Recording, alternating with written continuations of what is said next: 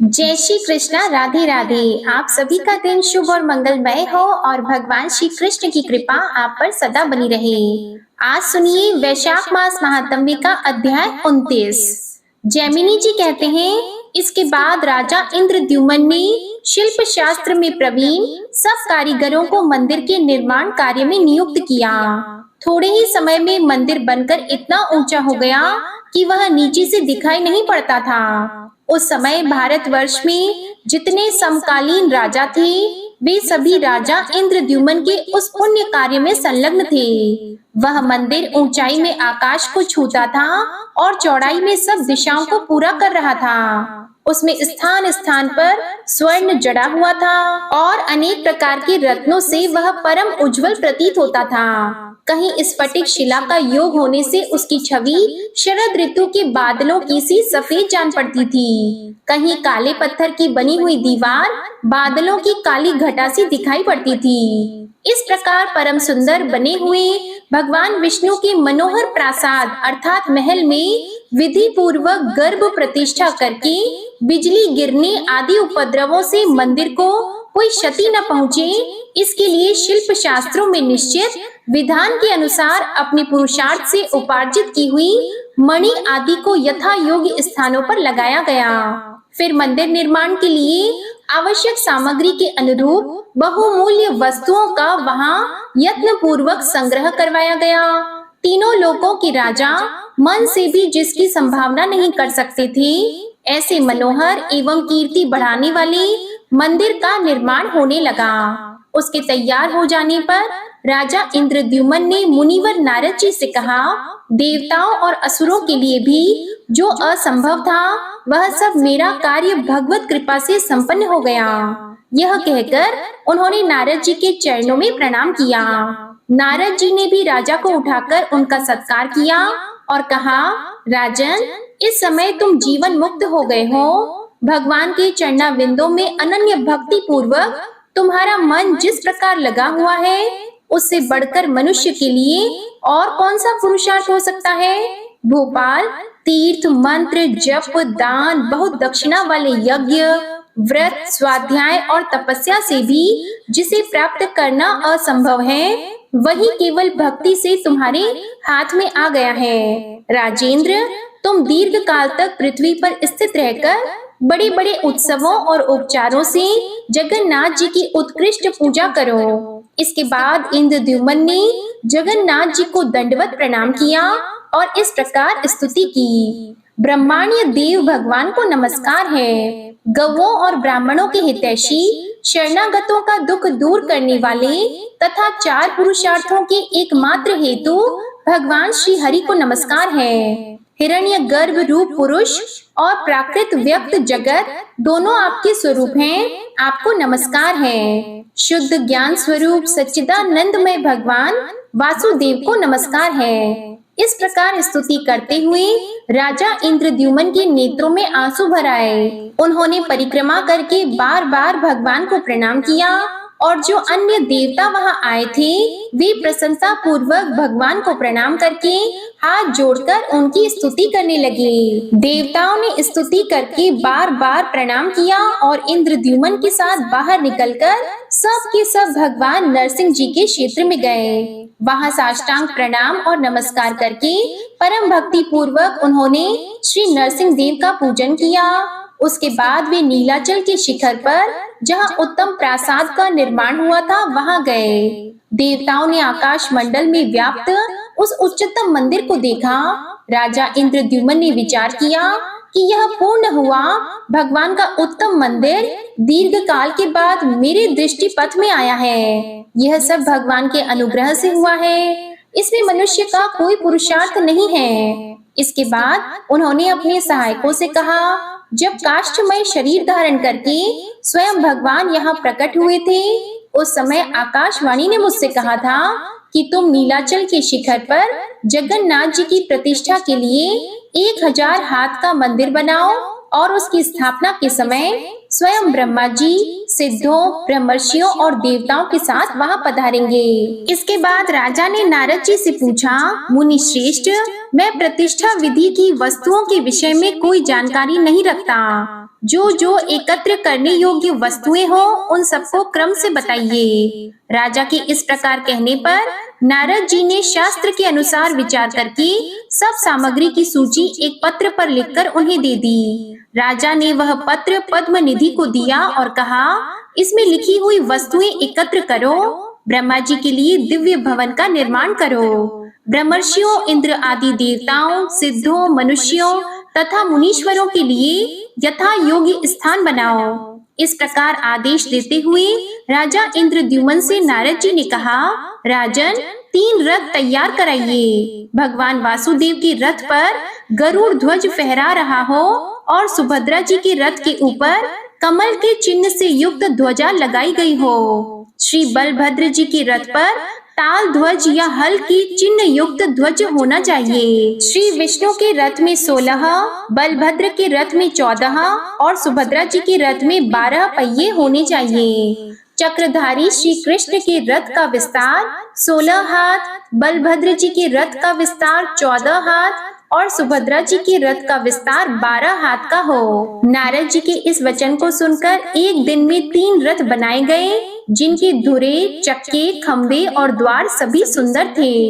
तीनों रथों का विस्तार उत्तम था। सब में सुंदर ध्वजा पताका लगी थी। नाना प्रकार की चित्रकारी से वे तीनों रथ बड़े मनोहर लग रहे थे। उनमें लगाम और बागडोर से युक्त वायु के समान वेग वाले सैकड़ों सफेद घोड़े लगे हुए थे। नारद जी ने शास्त्र के अनुकूल विधि से रथों की प्रतिष्ठा की। इसके बाद ब्रह्मा जी की प्रेरणा से उस उत्तम महल के पास शुभ मुहूर्त में सब देवता आ पहुँचे। राजा इंद्रद्युम्न की आज्ञा से विश्वकर्मा ने एक बहुत बड़ी रत्नमयी शाला तैयार की।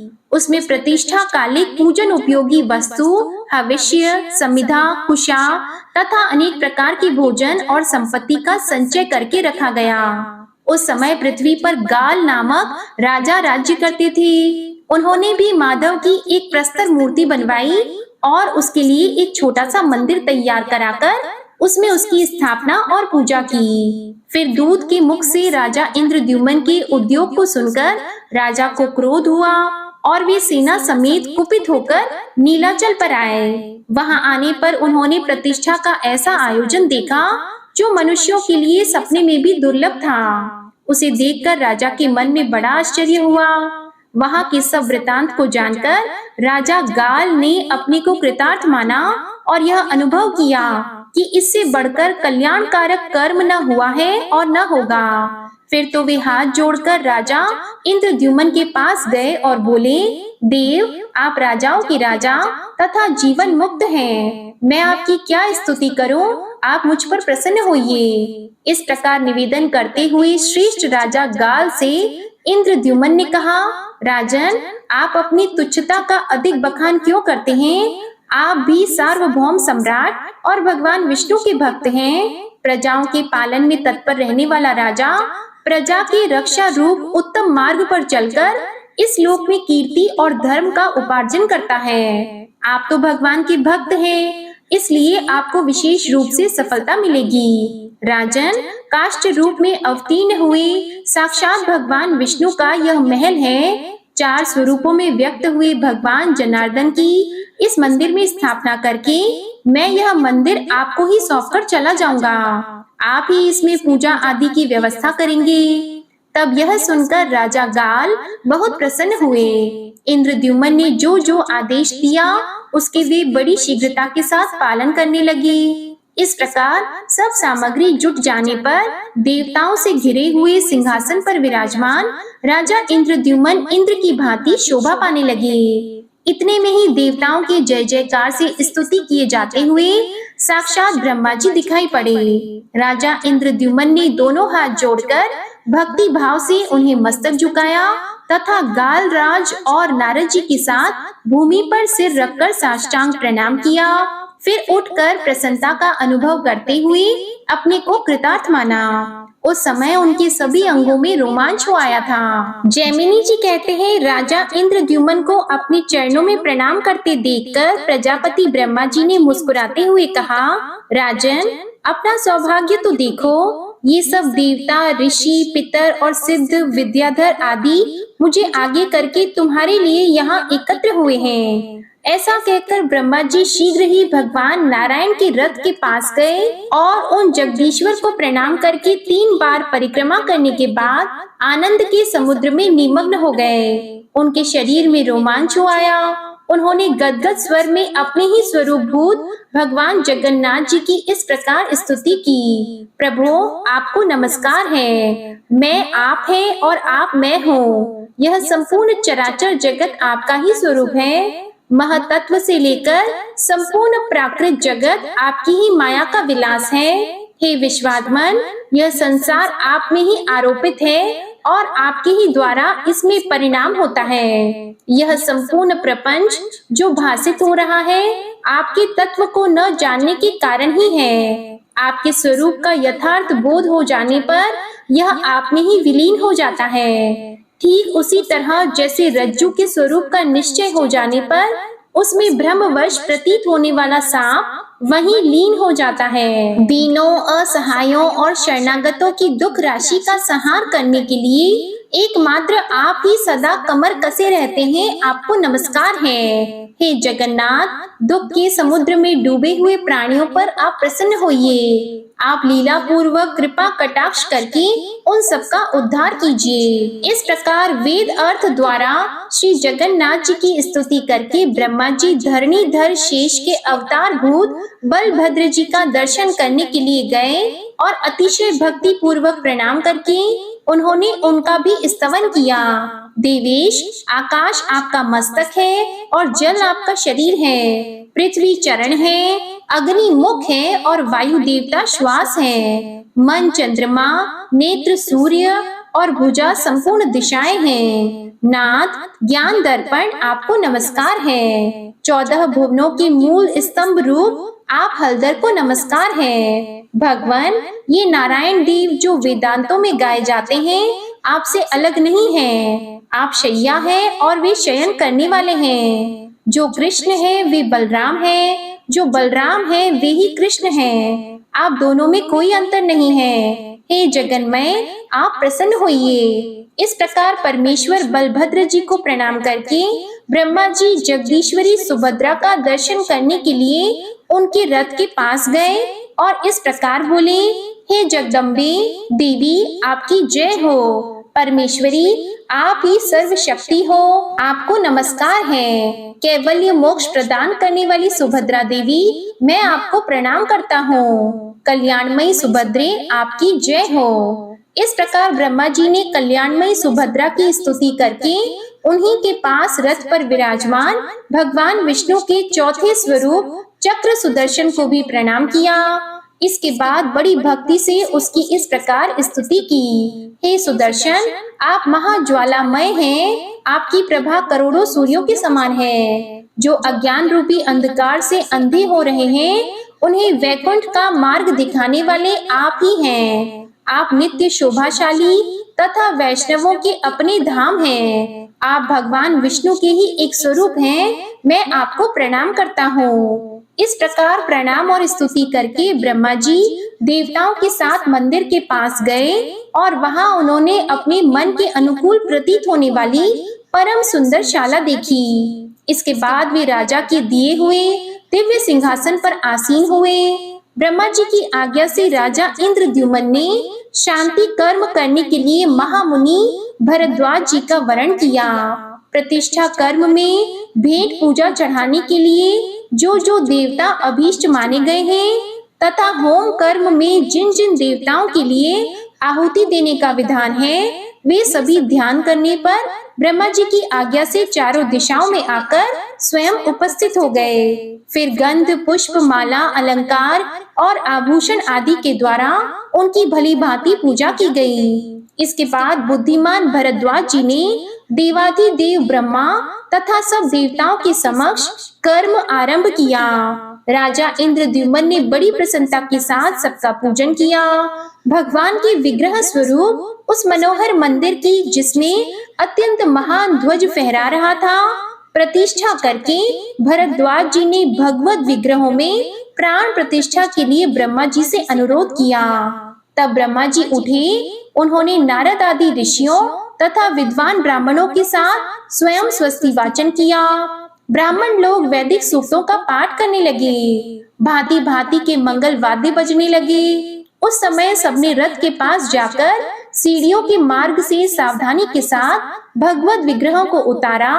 दोनों बगल में, भुजाओं में, मस्तक पर तथा दोनों चरणों में हाथ लगाकर लोग धीरे धीरे भगवान नारायण को रुईदार गद्दे पर विश्राम कराते हुए मंदिर के पास ले गए। ऊपर ऊपर से पारिजात पुष्पों की वर्षा होने लगी। ब्रह्मा जी इस प्रकार स्तुति करने लगे, जगन्नाथ श्री कृष्ण आपकी जय हो। सब पापों का नाश करने वाले प्रभु आपकी जय हो। लीला से काष्ठ विग्रह धारण करने वाले नारायण आपकी जय हो। सबको मनोवांछित फल देने वाले माधव आपकी जय हो। हे अच्युत अनंत ईशान आपकी जय हो, जय हो। हे प्रभु आपको नमस्कार है। यह स्तुति होते समय नारद जी बड़ी प्रसन्नता के साथ वीणा बजाते थे। भगवान के मस्तक पर पीछे की ओर से 2 रत्नमय छत्र लगाए गए। दोनों पार्श्व भाग में चामरग्राही देवता पंक्तिबद्ध खड़े थे, जो धीरे धीरे चंवर डुला रहे थे।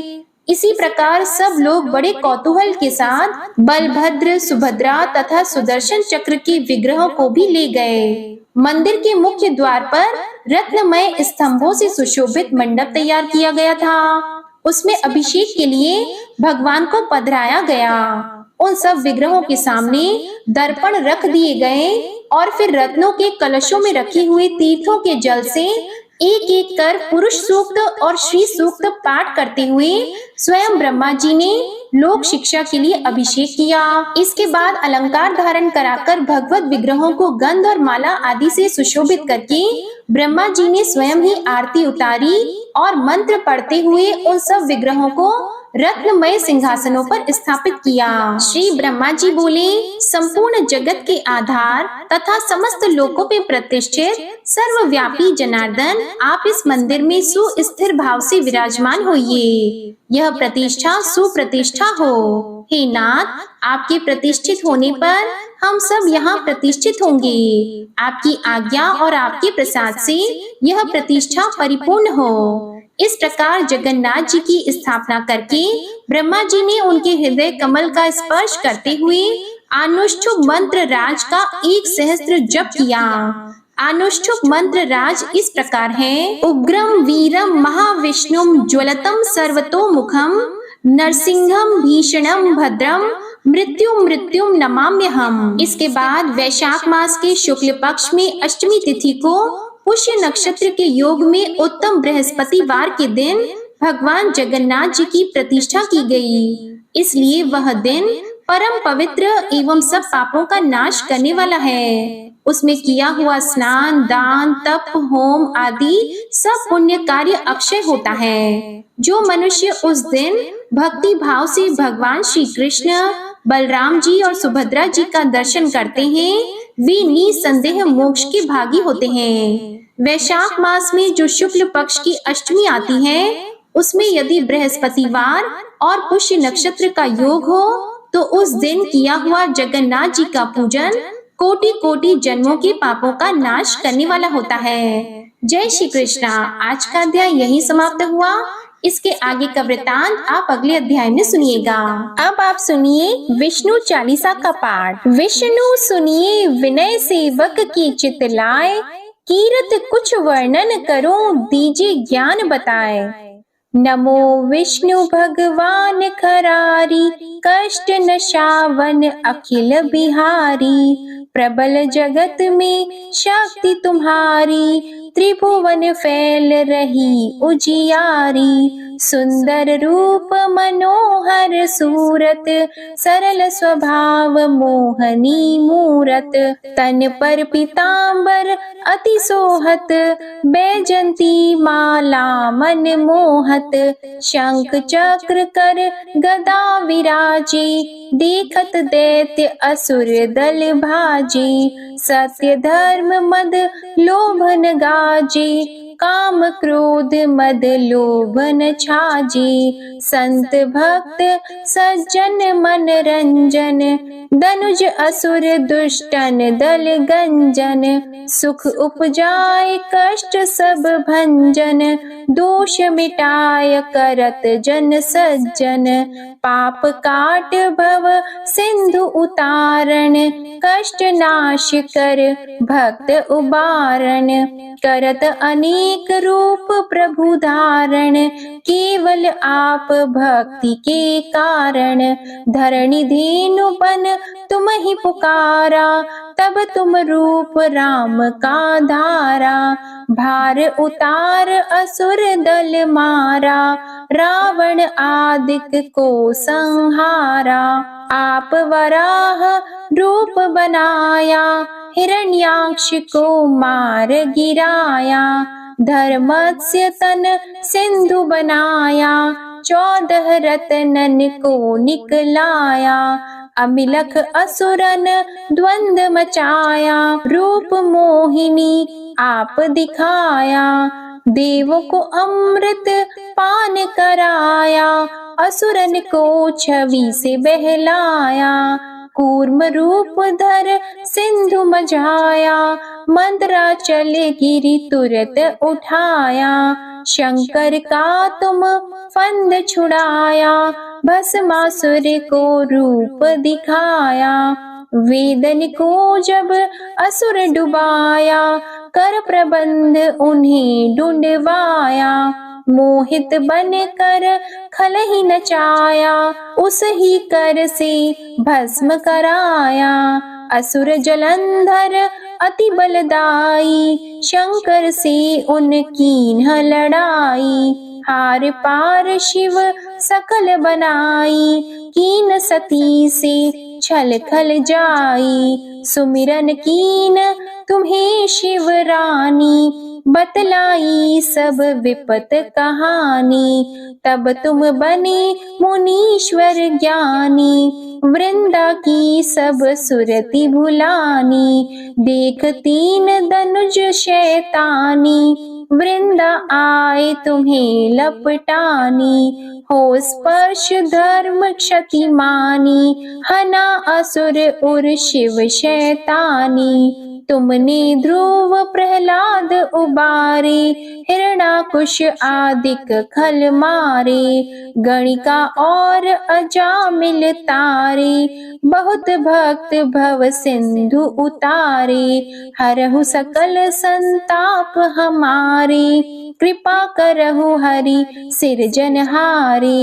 देखहु मैं निज दर्श तुम्हारे, दीप बंधु भक्तन हितकारे। चाहता आपका सेवक दर्शन, करहु दया अपनी मधुसूदन।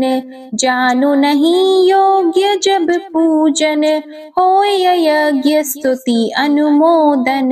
शील दया संतोष सुलक्षण, विदित नहीं व्रत बोध विलक्षण। करहु आपका किस विधि पूजन, कुमति विलोक होत दुख भीषण। करहु प्रणाम कौन विधि सुमिरन, कौन भांति मैं करहु समर्पण। सुर मुनि करत सदा सेवकाई, हर्षित रहत परम गति पाई। दीन दुखिन पर सदा सहाई, निज जन जान लेव अपनाई। पाप दोष संताप नशाओ, भव बंधन से मुक्त कराओ। सुत संपत्ति दे सुख उपजाओ, निज चरणन का दास बनाओ। निगम सदा ये विनय सुनावे, पढ़े सुने सो जन सुख पावे। श्री विष्णु चालीसा समाप्त होती है। प्रेम से बोलिए भगवान विष्णु और माता लक्ष्मी की जय। आपको आज की कथा पसंद आए तो वीडियो को लाइक करिएगा, शेयर करिएगा, कमेंट में भगवान श्री लक्ष्मी नारायण जी की जय लिखिएगा और चैनल को भी सब्सक्राइब करिएगा। जय श्री राधे कृष्णा।